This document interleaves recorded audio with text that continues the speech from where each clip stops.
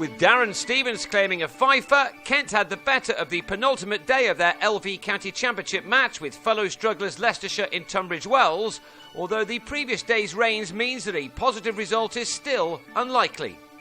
Only 22.5 overs have been possible on the first 2 days because of the weather, and that meant that Leicestershire resumed their first innings on 74 for 4 on the third morning, and for the first 45 minutes or so everything was working out rather nicely for them, with Matt Boyce and Shiv Thakur, a pair who enjoy each other's company at the crease, rebuilding the innings well enough after they come together on the first day with their team in a Stevens-inspired spot of bother.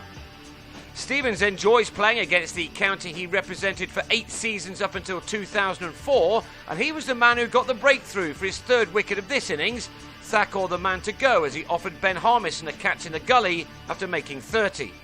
It started another Leicestershire mini-collapse. In the next over, Boyce's resistance was ended by Callum Haggett as the batsman played on in spite of trying to leave the ball alone.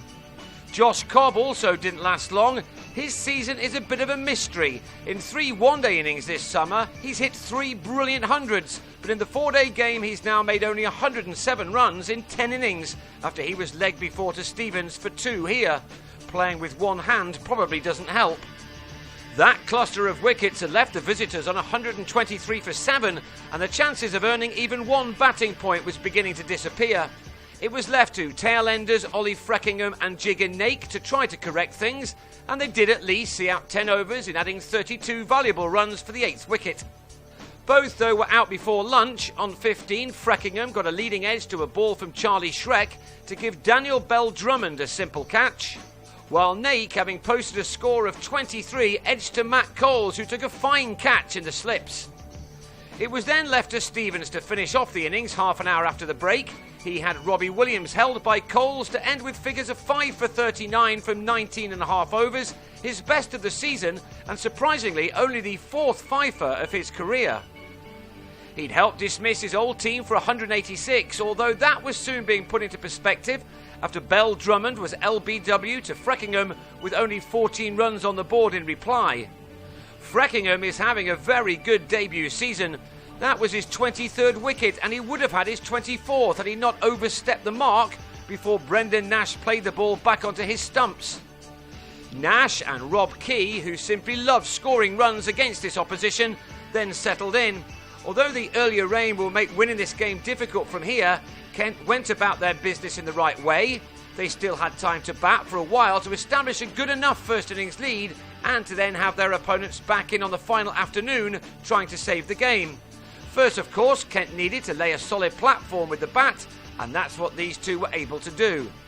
They went into the day's final session still together and continued to make batting a lot easier than Leicestershire had made it look at the Nevill Ground. Key made it to the 50 mark for the 114th time, this latest one being reached with his 9th 4 from his 109th delivery. He struck his next ball for 4 as well. At the age of 34, the former Kent captain still has some good years ahead of him, and he clearly still enjoys batting. As does Nash, who also got to a 50 before the close, the 5th time he's got at least that far in the championship summer. With batsmen as clinical as these two are, it's a wonder why their side are currently at the foot of the table. Nash needed 117 deliveries for his effort, that being his 9th boundary. This pair batted through the rest of the day against a rather venomous Leicestershire attack. Neither had any real problems in scoring their runs as they closed in on their visitors' first innings total with only 1 wicket down, Key ending the day on 81 and Nash 65.